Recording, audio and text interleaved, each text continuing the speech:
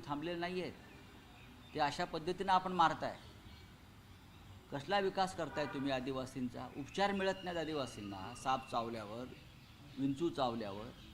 आणि तुम्ही गडचिरोलीची steel city करायला निघालेला 3 विद्यार्थिनींच्या मृत्यूनं जर या राज्यांचं सरकार हळहळलं नसेल, अस्वस्थ झालं नसेल, तर यासारखं निर्दयी सरकार नाही. विकासाच्या या राज्यातल्या सरकारी शाळा, जिल्हा परिषद शाळा यांची अवस्था जाऊन बघा.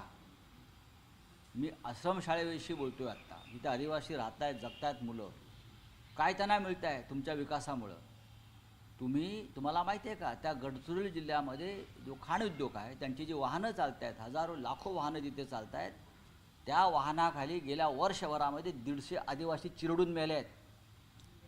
त्यांचा मृतदेहसुद्धा गायब केले जातात FIR नको म्हणून.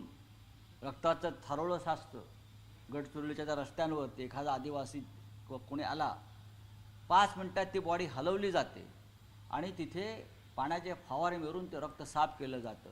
आणि पुरावा न असे 1500 लोक आतापर्यंत गेले. मध्यंतरी मला इथे येऊन ते काही लोक भेटले. मी आता जाणार. हा साधारण 1.5 ते 1 वर्षातला आकडा आहे. आणि याचा कुठेही ही नोंद ठेवत नाहीत जिल्ह्याचा कलेक्टर, खाण मालकांच्या दबावाखाली. त्यांना नुकसान भरपाई द्यावी लागेल म्हणून. 1500 लोक मेलेले आहेत. आम्ही उचलू. मुख्यमंत्री काय करतो आहे? आदिवासी विकास मंत्री काय करतायत? मला सांगा. यासाठी विकास हवा आहे का तुम्हाला? काय मिळतं आदिवासींना? आदिवासींना विस्थापित केलं आहे तुम्ही. कसला रोजगार आणताय? किती रोजगार मिळाला आहे तिकडे? हे तुमचे सगळे भारतीय जनता पक्षाचे देणगीदार जे तुम्हाला लाच देतात, त्यांना तुम्ही गडचिरोलीचं जंगल, डोंगर, नद्या उद्ध्वस्त करायला दिलेलं आहे.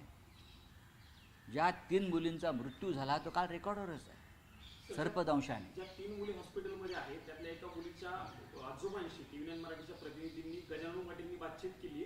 तेव्हा त्यांच्याशी बोलताना त्यांनी सांगितलं की बेड नव्हता झोपण्यासाठी आणि त्या मुली खाली झोपल्या होत्या, त्यांच्या कानाला साप चावला. अशा पद्धतीची माहिती त्यांच्या आजोबांनी TVN मराठी. बरोबर आहे ना. मग मी तेच सांगतोय ना.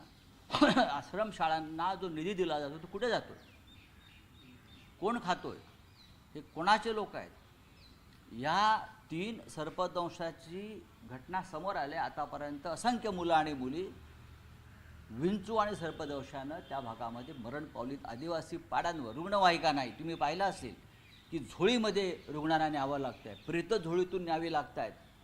एखाद्या रुग्णालयामध्ये सरकारी जर कोणी मृत्यू झाला लहान मुलाचा,